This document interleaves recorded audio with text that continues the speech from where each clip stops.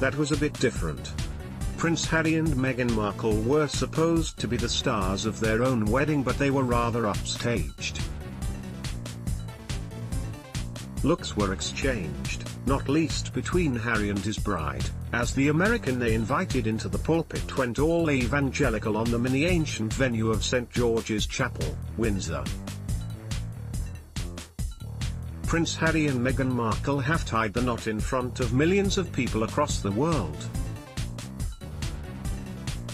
It may have been just what the couple were after, shaking up those musty traditions of the royal family, but there were some pretty senior members of the congregation at the royal wedding who looked decidedly shocked, Zara Phillips for one. Wouldn't want to be a fly on the wall back at Buckingham Palace tonight when the Queen and Prince Philip get home for a debrief. As if it wasn't a big enough shock to hear a stateside accent say "I will" in the hallowed hall that dates back to 1475, when building was begun by Edward IV on ground consecrated by the Pope. The happy couple left St. George's Chapel to a massive roar from the waiting crowd. The pair looked intensely in love as they stepped out for the first time as husband and wife. But when the Most Reverend Michael Curry, the first black head of the Episcopal Church in the US, its presiding bishop and primate, hit full cry, we were all handed a something to tell the grandkids moment. A passionate critic of US President Donald Trump, who has campaigned on gay marriage and transgender issues, the native of Chicago espoused love, love and more love. He opened his speech with the words of Martin Luther King, "We must discover the power of love, the redemptive power of love. And when we discover that, we will be able to make this old world a new world. Love is the only way." While all eyes were on Harry and Meghan, the Reverend Michael Curry certainly stole the show. He ratcheted it up and up, bringing perhaps a flavor of Meghan's homeland to the heart of England. "Remember first time you fell in love?" he asked. "The whole world centers around you and your beloved. The preacher told us at increasing volume that Jesus began the most revolutionary movement in the history of humankind, mandating people to love. But at least he had a sense of humor." He closed by telling himself to sit down. More than 100,000 people flocked to Windsor Castle for the wedding. AAP, "Well, we got to get you all married." Forceful and uplifting, almost a sermon, said the BBC commentator, Hugh Edwards, in masterful understatement. That speech hasn't been heard for some time, or possibly ever at all, at a royal wedding, he said, suggesting that it had been delivered with energy and vigor.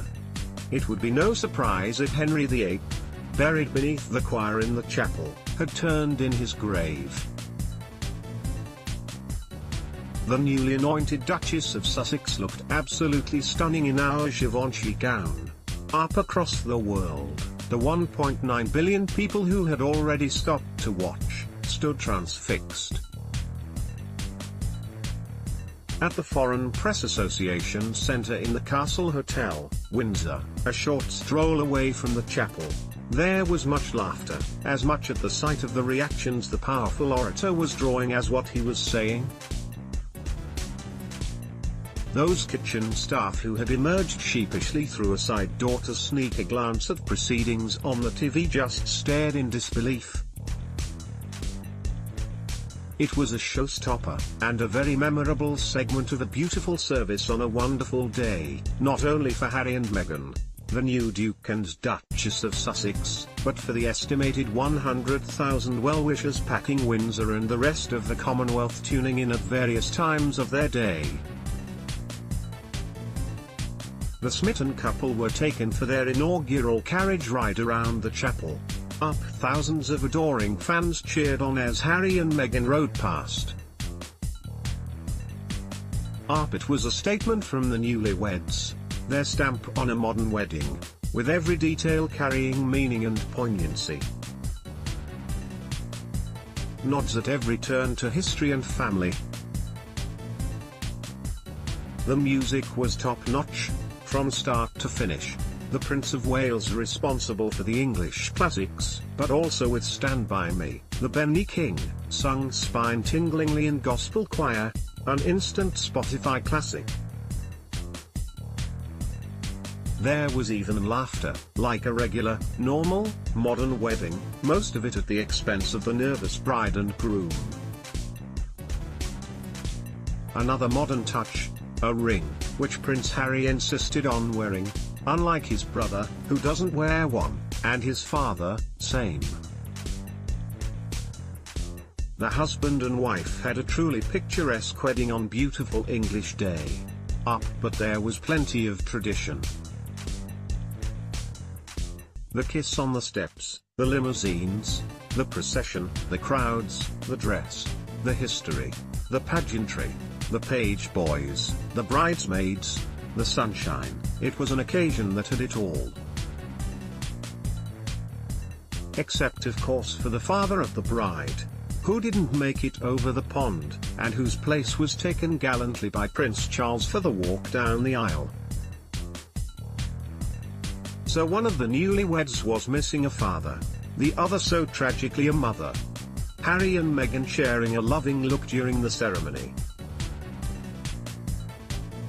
Prince William and Camilla sit beside the stars of Suits during the ceremony.